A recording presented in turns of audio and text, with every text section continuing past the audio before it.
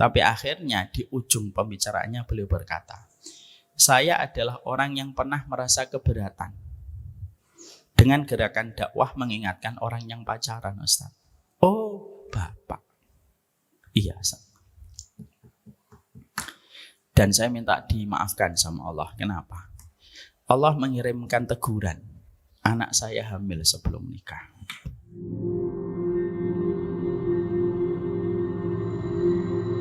Kisah nyata, Bapak. Ini supaya kita bisa ngambil kisah. Ini kisah nyata ini sudah terjadi hampir 10 tahun atau 11 tahun. Dulu saya pernah tinggal di satu komplek. Di komplek itu, kompleknya perumahan. Konsep developernya memasang lampu remang-remang pada komplek perumahan itu. Sehingga akhirnya komplek itu terkenal sebagai spot yang asyik untuk pacaran oleh anak-anak muda. Setiap kita pulang selalu menjumpai orang pacaran kanan kiri itu banyak, bertebaran. Mungkin seimbang dengan jumlah nyamuk yang ada di lautan. Saking banyaknya. Berangkat dari masjid, akhirnya kita mengambil sebuah edukasi.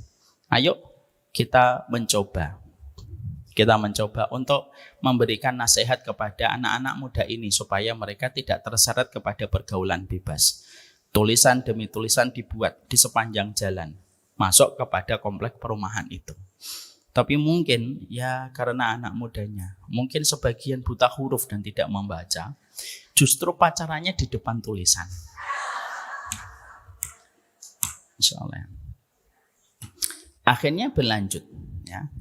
Akhirnya pihak masjid dan bersama dengan jamaah memberikan usul gimana kita mengadakan sweeping damai dengan cara yang baik. Kita tidak mengusir tapi memberitahu bagaimana hal semacam itu tidak layak dilakukan di tengah malam. Semua sepakat. Akhirnya pada malam-malam tertentu kita turun ke jalan, kita datengin orang pacaran, pulang nak, pulang. Jam berapa ini? Dia jam 9. Itu teman perempuanmu pasti dicari ibunya, pasti dicari bapaknya. Sweeping itu dilakukan damai, tidak membawa pentung, tidak membawa apapun. Karena memang sifatnya nasihat itu harus disampaikan dengan cara damai. Maka akhirnya ada yang pulang. Tapi kan kita tahu ya, kadang-kadang pelaku kebaikan itu bisa jadi tidak istiqomah, tapi bisa jadi pelaku kemaksiatannya istiqomah. Jadi ketika sweeping sudah mulai ngendor, yang pacaran semakin semangat dan semakin kuat dan masih banyak. Sampai akhirnya ada satu kisah, ada bapak-bapak yang beliau tidak setuju masjid itu mengadakan gerakan sweeping damai.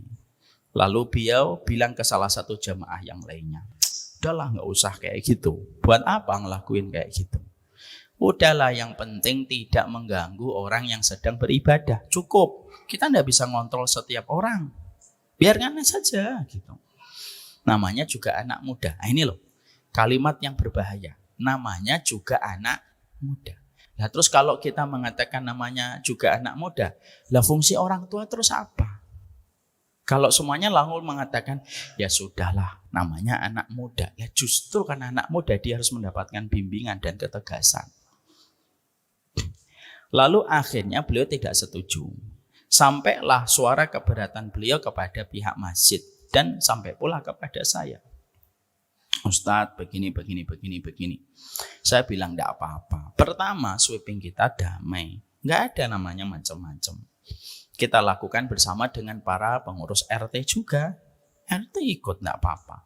Dan kita tidak sama sekali membentak. Kita juga tidak sama sekali melakukan kekerasan. Mengatakan nak pulang. Jangan di sini. Dan kita tidak bisa memuaskan setiap orang untuk menjawab setiap pertanyaan dan keberatan yang dia miliki. Karena kita tidak bisa menjawab semua keberatan orang. Ya sudah, akhirnya berlalu. 1 bulan, 2 bulan, 3 bulan. Saya lupa lah. Satu waktu saya didatangi oleh seorang bapak-bapak. Bapak-bapak itu datang meminta supaya beliau diampuni dosa-dosanya oleh Allah. Saya doakan. Saya mengatakan ya semuanya Pak, kita semoga didoakan oleh Allah. Semoga kita semuanya dimaafkan sama Allah. Diampuni dosa-dosa kita oleh Allah. Setelah itu beliau meneteskan air mata. Saya lihat dulu, bapaknya ada nggak di sini? Oh, enggak ada. Maka setelah itu saya ngobrol dengan beliau dan ternyata beliau kenapa datang kepada kami. Saya tidak mengenal beliau secara personal pada saat itu dan saya juga tidak tahu apa alasan beliau datang. Tapi akhirnya di ujung pembicaraannya beliau berkata, saya adalah orang yang pernah merasa keberatan dengan gerakan dakwah mengingatkan orang yang pacaran, Ustaz. Oh, Bapak. Iya, Ustaz. Dan saya minta dimaafkan sama Allah. Kenapa? Allah mengirimkan teguran. Anak saya hamil sebelum nikah. Tahu apa pelajaran yang kita peroleh? Pelajaran yang kita peroleh adalah sesungguhnya itulah fitnah. Sehingga ketika kita tidak menyadari dengan maksimal tentang keberadaan fitnah, itu yang kita khawatirkan bisa menimpa kepada siapapun. Kita tidak lebih baik daripada bapak tadi. Bapak tadi diberikan sensitif, dia akhirnya ngakuin kesalahan. Tapi yang kita bicarakan bukan beliau, yang kita bicarakan hikmah apa yang Allah kirimkan dari bapak itu.